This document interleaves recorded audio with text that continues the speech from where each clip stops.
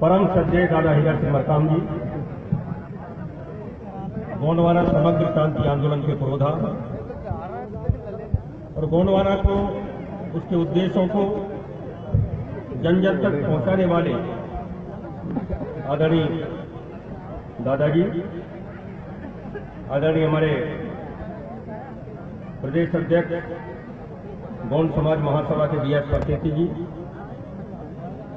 भाई रामगला मुल्के जी, नरेश मरावी जी, तीरथ भट्टी जी, जेस कपुड़िया जी, रही से पधारी हमारे राजघराने की राजकुमारी हैं, आदरणीय गंडई राजघराने से आए राजा तारकेश्वर सिंह जी खुसरो, ढिलवार से राज परिवार से शामिल हुए भीष्म शाह जी,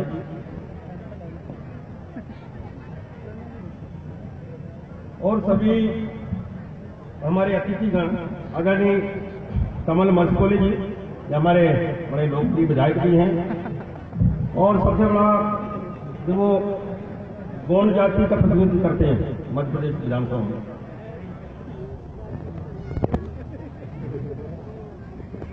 बहुत सारे हमारे अतिथि हैं जो मंच पे हैं। मैं सभी को एक साथ सम्मानीय मंच और सम्मानीय हमारी जनता जनार्दन, मेरे भाइयों बहनें, युवा साथियों, बुजुर्ग, प्यारे बच्चों, सभी को मेरी ओर से जय सेवा, जय जोहार, जय बड़ा देव जी को वंदन। आज मुझे इस बात की प्रसन्नता हुई कि बीएस परतेती जी ने एक कम समय में गोंड समाज का एक बड़ा नेटवर्क पूरे राज्य में खड़ा किया। उनने जो उद्देश्य लेकर चला, और वाकई बहुत कम संगठन है जो कम समय में ऐसा कर पाते हैं, और उनके साथ अगर मरस्कोले जी ने विधायक के रूप में उनको संरक्षण दिया, मैं उन्हें पहले धन्यवाद दे दूं कि आपने कम समय में पूरे राज्य में, राज्य के करीब जितने भी जिले में आप पहुंच पाए हैं, एक बहुत बड़ा नेटवर्क खड़ा करने का मैं आपको बहुत बहुत बधाई देता हूं, धन्यवाद देता हूं इस आयोजन के लिए। भाइयों, आज हम एक चिंतन और मंथन करने के लिए यहां बैठे हैं। हम ये विचार करने के लिए बैठे कि आज हमारे समाज की स्थिति की दशा क्या है और दिशा क्या है। बड़े बड़े बुद्धिजीवी हमारे बीच में हैं, लेकिन इससे पूर्व मैं थोड़ा उल्लेख कर देना चाहता हूं। मुझे याद आया, शायद आप लोगों को नहीं मालूम होगा, कि यहां ढिलवार के राजा साहब बैठे हैं, दीवान भीष्म शाह। देश में आजादी की पहली क्रांति का अगर कोई जिक्र होता है, इतिहास में 1857 का होता है, लेकिन एक इतिहास की छुपी हुई किस्सा मैं बताता हूं। इसी भारत के इतिहास में 1842 में और 44 के बीच पहले स्वतंत्रता संग्राम सेनानी कहें या क्रांति का बिगुल बजाने वाले कहें, वो हमारे राजा ढीलन शाह थे और ढिलवार के रहने वाले थे, ढीलन शाह जी। ये इतिहास में लिखा है, लेकिन इस बात को कहीं पर प्रचारित नहीं हुआ। ये मध्य प्रदेश सरकार की सरकारी पुस्तक में दर्ज है। तो मैं ऐसे महाराज साहब जो उस परिवार से आए हैं और आजादी की लड़ाई का बिगुल बजाने वाले पहले इस क्रांतिकारी परिवार के, मैं उनको हार्दिक वंदन अभिनंदन करता हूं। दूसरा, अखिल भारतीय गोंडवाना गोंड महासभा का गठन जब हुआ तो हमारे नैनपुर के रहने वाले जो मंगरू बाबू उनके थे, स्वर्गीय मंगरू बाबू उनके, और हर्रई महाराजा जो जागीरदार थे, राजा यदुवंश शाह जी, इनका बड़ा योगदान रहा 1930 से 32 के बीच में। और लगातार हर्रई के जागीरदार साहब 4 बार तक लगातार राष्ट्रीय अधिवेशन के सभापति रहे, और मंगरू बाबू के जो थे वो संविधान सभा के उसके सदस्य थे। जब संविधान बन रहा था आपका भी योगदान था, जैसे जयपाल मुंडा जी का था, डॉक्टर अम्बेडकर जी का था, तो हमारे यहाँ से किनारे से वो साथ में थे, पद्म श्री अवार्ड मिला था, बड़े सांसदों में माने गए। और ये माने कि हमारी जो गोंडवाना की या गोंड समाज की जो भी क्रांति का बिगुल कहीं से बजा है, ये दोनों तीनों जिले के बीच से आया। कहीं नैनपुर हो सकता है, हर्रई हो सकता है, यहाँ आजादी के पहले गठन हुआ और पहले जब सभा कोई प्रस्ताव पास करती थी तो सीपीएन बरार को भेजा जाता था नागपुर। मैंने एक पुस्तक में पढ़ा है। और सीपीएन बरार के जो अधिकारी, वहां के जो ईस्ट इंडिया कंपनी के लोग होते थे, अंग्रेजों के जो अधिकारी होते थे, बाकायदा उसका जवाब देते थे। और इस गोंडवाना महासभा के नाम से भी लोग चुनाव जीत के गए हैं। यह स्थिति थी, लेकिन सने ही सने हमारे बीच में कोई गैप आया और हमारे लोग समझ नहीं पाए। और गोंडवाना अखिल भारतीय गोंडवाना गोंड महासभा, गोंड समाज महासभा, बहुत सारे ऐसे संगठन छोटे छोटे हमारे जो काम कर रहे थे उनकी तरफ ध्यान देना बंद किया। तो मित्रों, आजादी की लड़ाई में हमारे लोगों का बड़ा योगदान रहा है। विशेषकर सिवनी जिले में हमारी मातृशक्तियों ने, हमारे समाज की मातृशक्तियों ने अंग्रेजों के खिलाफ जंग छेड़ा था। बहुत सारे लोग शहीद हुए हैं। बालाघाट में लड़ाई हुई, छिंदवाड़ा के लोग लड़े, हमारे राजा महाराजा लड़े, बहुत सारे लोग शहीद हुए इस पर। लेकिन ये अलग बात है कि हम लोगों को जानकारी नहीं है। और जानकारी होगी कैसे कि भारत का स्थान, आपके इतिहास में आपके गोंडों का कहीं स्थान ही नहीं, कहीं पर स्थान नहीं। गोंडवाना का इतिहास नहीं लिखा गया। गोंड समाज के त्याग और बलिदान की कहानियों को भारत के इतिहास में दर्ज नहीं किया गया। आजादी की लड़ाई में सबसे पहले अगर कोई लड़ने वाले हमारे वीर सिपाही थे, हमारे गोंड समाज के थे, खून बहाया, हमारे मातृशक्तियां लड़ गई, मर गई, कट गए। राजा शंकर साय, रघुनाथ साय जैसे लोग, चाहे वो तांत्या मामा भील हो, चाहे वीर नारायण साय उनके हो, रामदीन गोंड हो, बहुत सारे लोग मरे। लेकिन आजादी के बाद जो स्थिति बनी, लग रहा था कि आजादी की लड़ाई हमने लड़ा है तो हमें कुछ मिलेगा, हमें मान मिलेगा, सम्मान मिलेगा, हक मिलेगा, अधिकार मिलेंगे, जल जंगल जमीन की सुरक्षा होगी, हमारी धर्म संस्कृति की जय जयकार होगी, ये हमने सोचा था। लेकिन आजादी के बाद हमें वो मान नहीं मिला, आजादी के बाद हमें सम्मान नहीं मिला, हमारे जल जंगल जमीन की रक्षा नहीं हुई, बल्कि हमें उजाड़ दिया गया। जल जंगल जमीन से हमारे गांव उठा दिए गए हैं, तालाब बना दिए गए, कंपनियों को दे दिए गए, परमाणु दुनिया भर के वहां पर परियोजनाएं लगाई जा रही है, उजाड़ा गया। हमें तो लग रहा था कि बसाई न जल हमारा, न जंगल, न जमीन।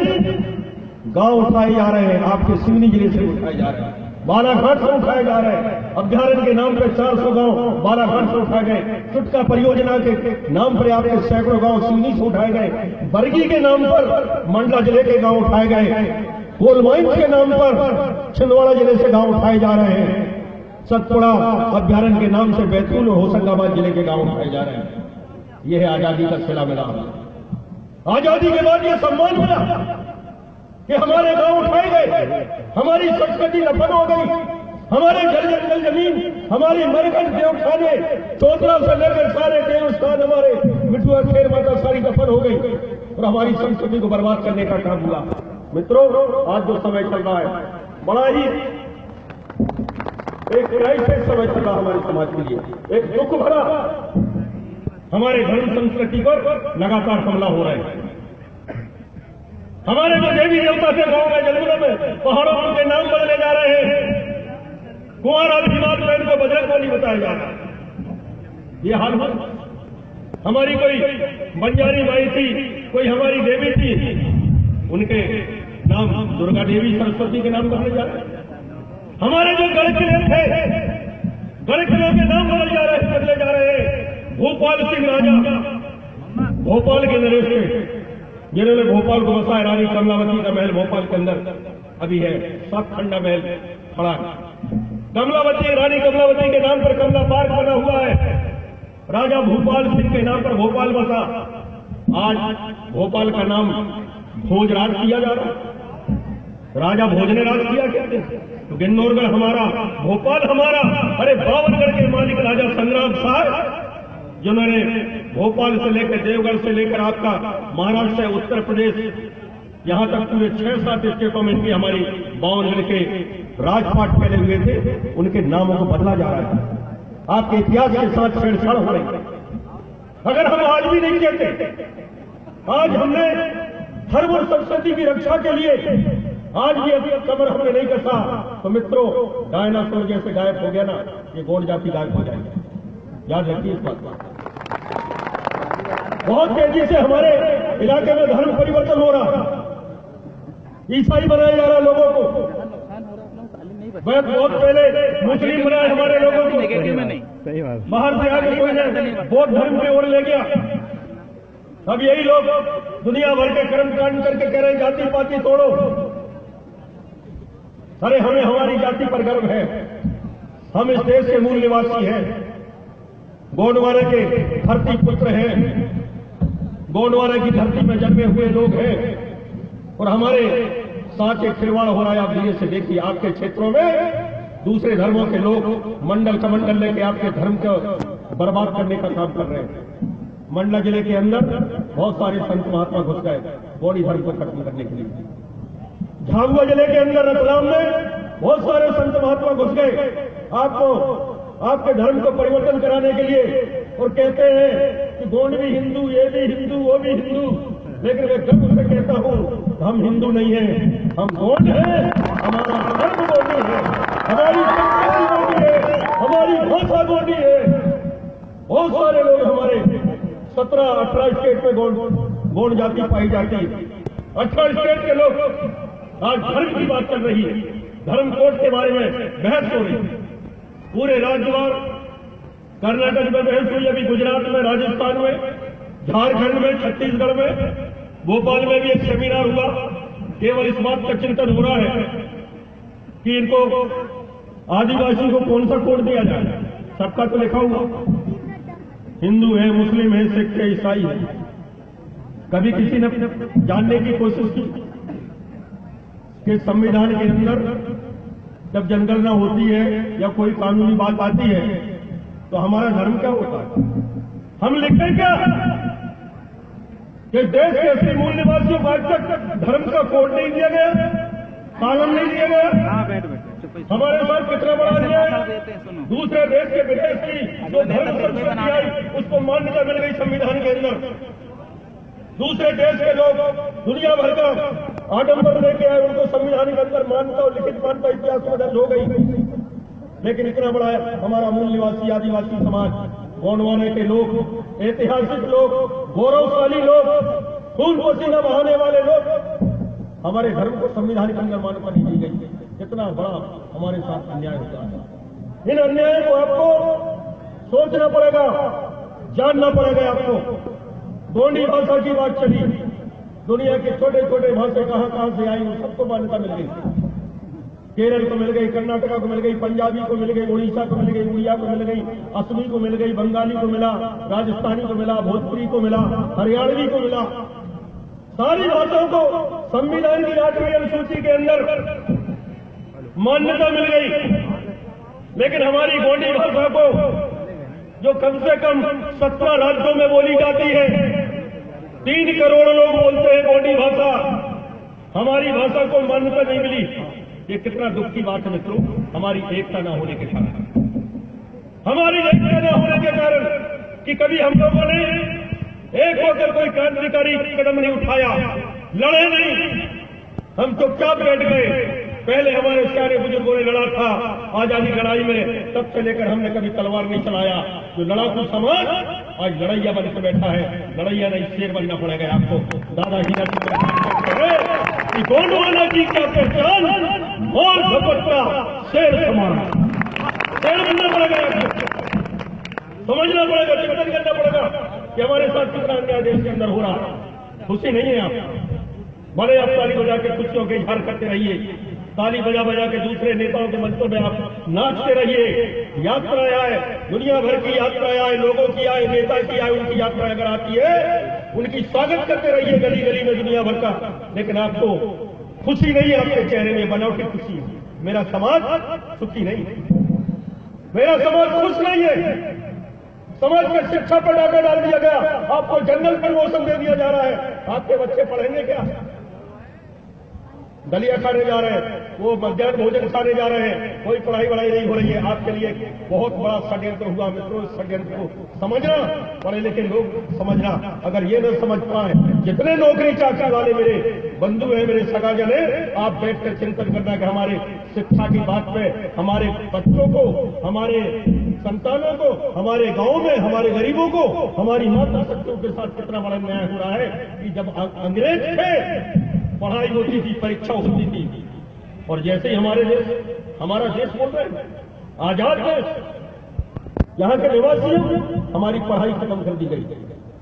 और जितने नौजवान हैं आधार कार्ड में लटका दिया, तुम पेंशन में लटका दिया, 300 रुपए वाली, कोई शादी में लटक गया, कोई आवास योजना में लटक गया, कोई सोसाइटी में लटक गया, कोई 1 रुपए किलो चावल में लटक गया, कोई आंगनवाड़ी में, बालवाड़ी में, इतना इतना थोड़ा थोड़ा थोड़ा थोड़ा लाली पाप और सब पेपरमेंट डाल दिया गया, आपके मुंह सिल गए, बंद हो गए। आप लड़ते भी आज से 10 साल पहले मुझे मालूम था इसी जिले के अंदर शोभराम भलावी और ये बेटे 2-4 माह साहब यहाँ, इनके साथ हमने क्रांति का बिगुल बजाया था भाई, कमल वर्ष को ले साथ रखते। इसी सिटी के अंदर खून खोल गया था लोगों के, बड़े बड़े ग्रांड के गोंडवाना और गोंड के नाम पर डरते थे लोग। इसी सिटी जिले में राजनीतिक सामाजिक और जितनी ताकत यहाँ बनी थी, वो पूरे प्रदेश के अंदर एक मिसाल कायम हो गई थी कि बालाघाट सिवनी छिंदवाड़ा। लेकिन ये लड़ाई कमजोर कैसे हुई, कम कैसे हुई हमारे लोग? तो लड़ना बंद कर दिया हम लोगों ने। तो मित्रों, एक साथ होना पड़ेगा, लड़ना पड़ेगा, उठना पड़ेगा, जागना पड़ेगा कि बिना जागे। और आपके जो युवा है, विशेष मेरे लेवल युवाओं से हमेशा बोलता हूं, ये क्रांति ला सकते हैं, ये समाज में क्रांति ला सकते हैं।